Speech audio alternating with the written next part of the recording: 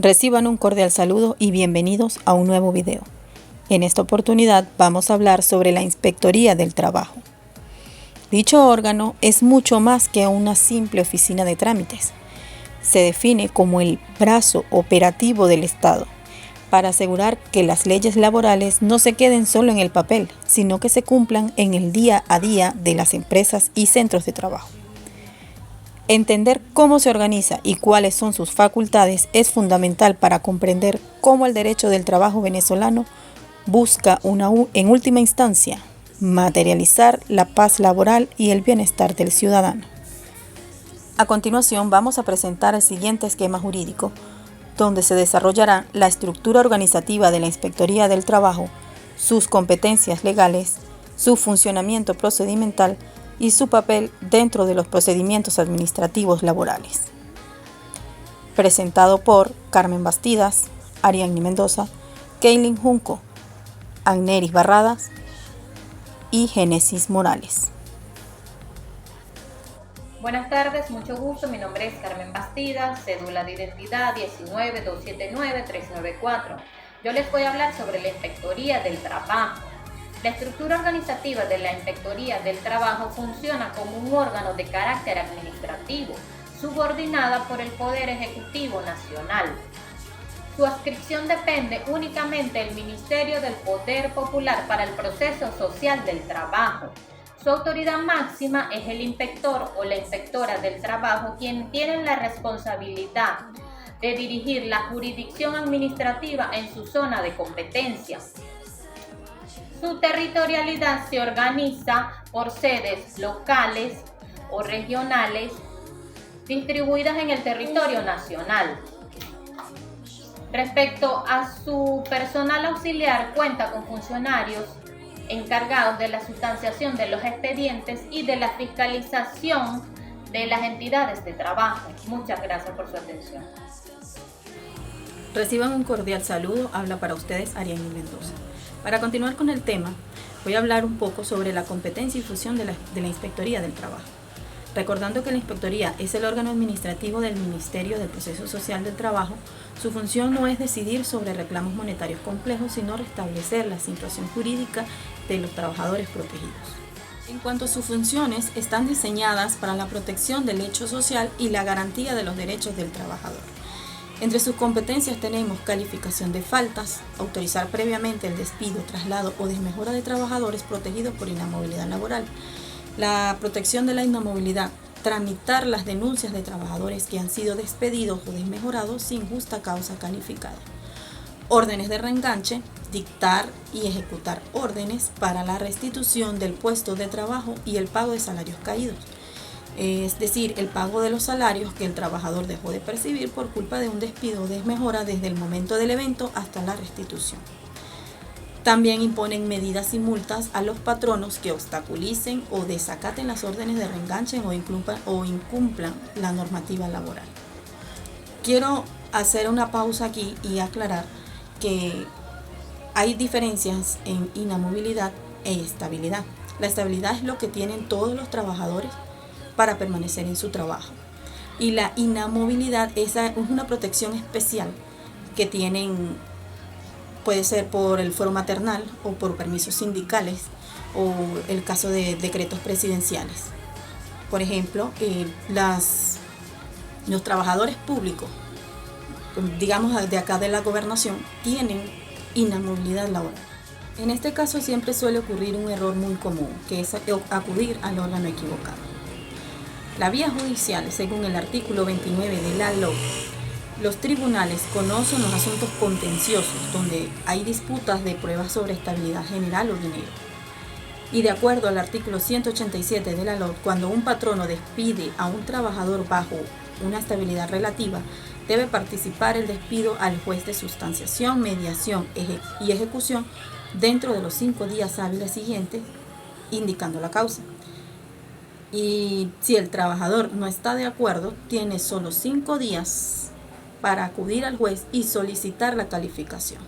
Si deja pasar ese tiempo, pierde el derecho al reenganche, aunque conserve sus beneficios sociales. Conocer la competencia no es un mero formalismo, es la garantía de que su caso no sea desechado por falta de jurisdicción. Una lección que nos deja el caso del TSJ del 2021-0059 es que incluso en casos de retención salarial, que parece un reclamo de dinero para tribunales, si el trabajador tiene inamovilidad maternal o sindical o por decreto presidencial, el TSJ ha dictaminado que la competencia es de la Inspectoría del Trabajo. Si un trabajador con inamovilidad demanda en tribunales por salario retenido, el juez declarará la falta de jurisdicción y el caso se anulará después de meses de espera, obligando a esperar desde cero en la inspectoría. Para finalizar, vamos a dejar algo claro. Tengo una protección especial, embarazo, dirigencia sindical o un decreto, voy a la Inspectoría del Trabajo y uso la vía administrativa para un reenganche o restitución de salario. Mi caso es un despido común sin protección especial o un reclamo de liquidación de prestaciones. Voy a los tribunales del trabajo y uso la vía judicial. El patrono me despidió y quiero el reenganche por estabilidad general. Recuerda que solo tienes 5 días hábiles para acudir al juez. Muy buenas tardes, soy Kaylee Junco. Le vengo a hablar sobre el funcionamiento procedimental de la Inspectoría del Trabajo. En Venezuela se rige principalmente por la Ley Orgánica del Trabajo, los trabajadores y las trabajadoras y la Ley Orgánica Procesal del Trabajo. Su función es actuar como órgano administrativo para asegurar el cumplimiento de las normativas laborales y mediar en los conflictos. Vamos a dar a continuación que se detalla la estructura procedimental de sus actuaciones más comunes, como lo es el procedimiento de inamovilidad, artículo 422 y 425 de la LOA. Existen dos vertientes dependiendo de quién inicie la acción: la solicitud de autorización de despido, calificación de falta.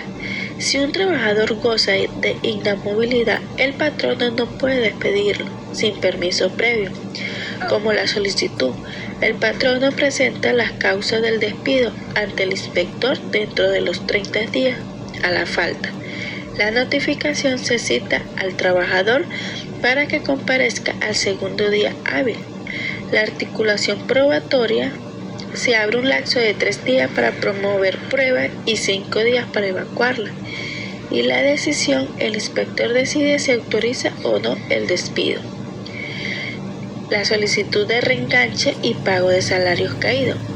Si el trabajador es despedido, desmejorado o trasladado sin autorización, denuncia. El trabajador tiene 30 días continuos para solicitar el reenganche. Examen de admisibilidad: el inspector verifica la relación laboral y la inamovilidad. Ejecución inmediata: el inspector, acompañado por la fuerza pública, si es necesario, se traslada a la entidad del trabajo para ordenar el reenganche y el pago del salario, dejando de perseguir. Y la función de inspección y sanción: también actúa de oficio o a instancia de parte para verificar condiciones generales. Como es la visita de inspección: los funcionarios tienen libre acceso a las nóminas, registros y centros de trabajo. Las actas de infracción: si se detectan violaciones, ejemplo, falta de pago de cestatique, condiciones inseguras, se levanta un acta.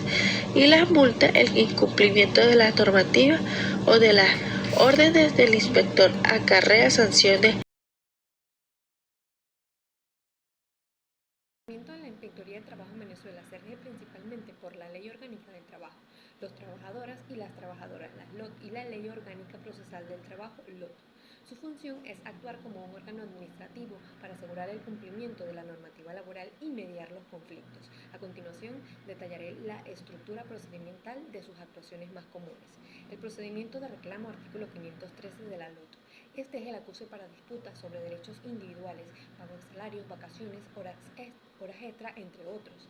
El inicio: en el trabajador o su representante presenta el reclamo de forma oral y escrita. En la admisión y citación, la inspectoría admite el reclamo en los 3 días hábiles siguientes y emite una boleta de citación para el patrono. En la audiencia de reclamo, esta se fija una comparecencia para la mediación. Si el patrono no asiste, se presume ciertos hechos alegados por el trabajador. Si el trabajador no asiste, se desiste del procedimiento.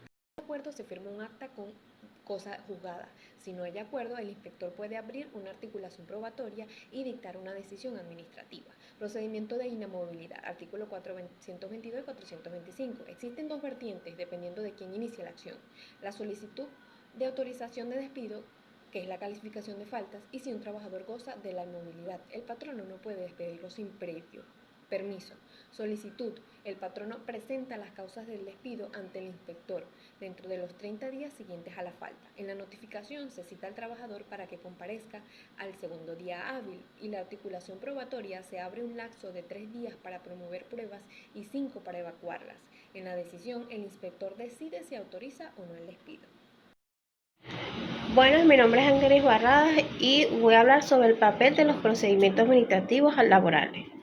La Inspectoría del Trabajo funciona como la primera instancia de protección administrativa, actuando como un filtro que evita los conflictos laborales, especialmente los relacionados con la inmovilidad, lleguen innecesariamente a los tribunales. En este sentido, posee jurisdicción exclusiva en materia de inmovilidad laboral, lo que significa que los tribunales no pueden conocer casos de despidos de trabajadores protegidos por decretos de inmovilidad o fueros especiales. Esta competencia corresponde únicamente a la Inspectoría. Asimismo, sus decisiones agotan la vía administrativa, permitiendo únicamente la interposición de un recurso contencioso administrativo de nulidad ante los tribunales, siempre que previamente se haya cumplido con la orden del reenganche dictada. Finalmente, su rol esencial es actuar como garantía de la paz laboral, procurando una solución rápida mediante la restitución de la situación jurídica vulnerable, asegurando así la protección inmediata del trabajador durante el conflicto. Muchas gracias.